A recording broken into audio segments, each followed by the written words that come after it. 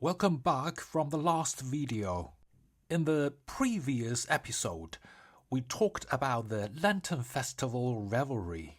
If you have any curious questions, feel free to leave a comment or start a discussion in the community. We are continuing along this road. I haven't found anything too extraordinary in this section, except for a bizarre building across the street. It looks like an ancient structure cast in red copper with a gate rivaling that of a Prince's Mansion. It's actually a sales center for a real estate project. They build the sales center before they even start on the apartments. Other than that, there's not much else. So, let's talk about Baoding's road traffic instead. Wait, is traffic really the right word for what I want to talk about? What I really want to show you is the road layout in Baoding, how the lanes are designed and distributed, and how the intersections are laid out for traffic flow. Is traffic the best way to put it? Or I just should say let's talk about Baoding's road layout. In that case, let me start by telling you about its most original form from my earliest memory. In the earliest days, the roads were incredibly simple, just a two-lane road going both ways. I can't remember if there was a solid line or a dashed line down the middle, but I'm sure there must have been a line. Then, on both sides of the motor vehicle lanes were the bicycle lanes, separated by white dashed lines, and right next to that, past the curb, was the sidewalk. They were all asphalt roads. As for the sidewalks, the ones on the main roads seemed to be paved with bricks, while the ordinary ones might have just been dirt. But I don't think there were that many dirt ones. I can't quite remember. They were paved with bricks, but there were differences between the bricks themselves. It seems there were grey bricks, red bricks, and concrete bricks. The concrete ones were square and had simple geometric patterns on them. Along the curved edge of the sidewalk at the corners of intersections, they would place several concrete borders. From the front, they looked square, but from the side, they had a tapered, tower-like shape. They were painted white with a single horizontal red stripe. There were two holes passing through the sides, one at the top and one at the bottom, where round iron pipes were inserted to form a railing. Between the upper and lower pipes, there were one or two solid iron plates welded to hold them together. That's how they formed a section of the barrier. It seems this type of barrier was also used at intersections on certain road sections to separate motor vehicle lanes going in opposite directions, or to divide motor vehicle lanes from non-motorized lanes. Later, as cars became more common, the roads had to be widened. They turned the bicycle lanes on both sides into motor vehicle lanes, left a strip along the edge of the old sidewalk as a median, and then moved the new bicycle lane further in, with a remaining space at the sidewalk. Most major roads were renovated this way. I remember during that period, the roads were made of concrete with horizontal grooves on the surface. I suppose they were there to increase friction, otherwise the concrete would have been too slippery. Up until that time, the way traffic functioned at intersections hadn't really changed much. All vehicles had to stop before the crosswalk during a red light. You couldn't cross over it. For bicycles turning right, it didn't really matter. They could turn whenever they wanted. But for bicycles going straight or turning left, they had to find gaps between the motor vehicles to wave through once the light turned green. As motor vehicles gained a second lane, they began to split into left turn and right turn lanes. Back then, the traffic lights were in the middle of the intersection.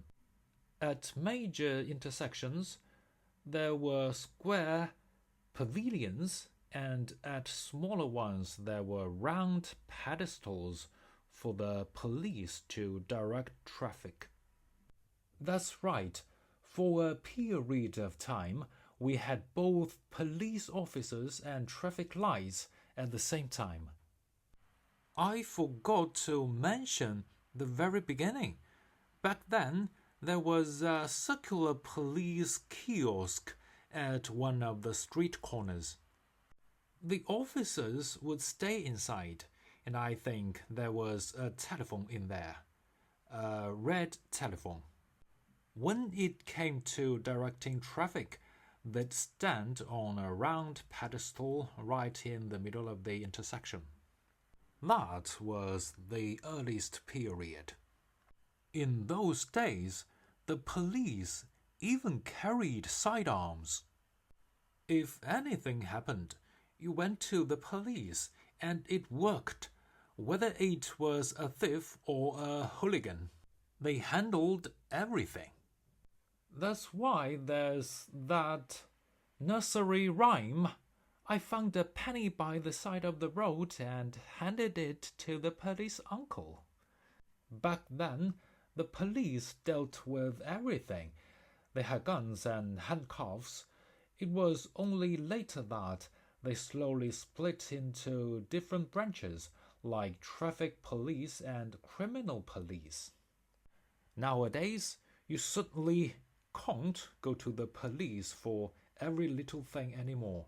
It just doesn't work that way now. Get back to the intersection. As motor vehicles and bicycles both increased, guard rails began to appear at the right turn areas. Specifically, they were placed along the curve where cars and bikes make their right turns. Of course, they had to leave space for the crosswalks. So, at the four corners of the intersection, parallel to the curb's 90-degree curve, about one bicycle lane's width towards the center of the junction, 4 sets of guardrails were added. Do you get what I mean? Why am I emphasizing this? It's because before these things appeared, bicycles waiting for a red light wouldn't cross the crosswalk. But ever since these barriers were installed, cyclists have started crossing the crosswalk completely while waiting. They now wait for the light right at the edge of the guard rails. This is also why, when you watch my videos, you'll notice that people cross past the crosswalk to wait for the red light at intersections. This was the initial prototype for this kind of intersection, and you can still see many of them today. Later on, it evolved into 4 triangular zones at the locations where the guardrails used to be. The long side of the triangle is a curve parallel to the sidewalk corner. The other 2 shorter sides are used to separate the bicycle waiting area from the motor vehicle lanes. And this is exactly why bicycles have to go through 3 sets of traffic lights just to cross this kind of intersection. First, you have to cross the first set of lights at the right-hand lane to reach the waiting area. Then, you wait for the second set of lights, the main traffic lights, to cross the lanes where motor vehicles go straight or turn left, reaching the waiting area on the other side. Finally, you pass through the third set of lights on the right to cross the right-hand lane again. Only then have you completely crossed the entire intersection. I think I've explained it clearly enough, right? If my wording isn't quite accurate, feel free to correct me in the comments. Man, I have to mention something that really irritates me.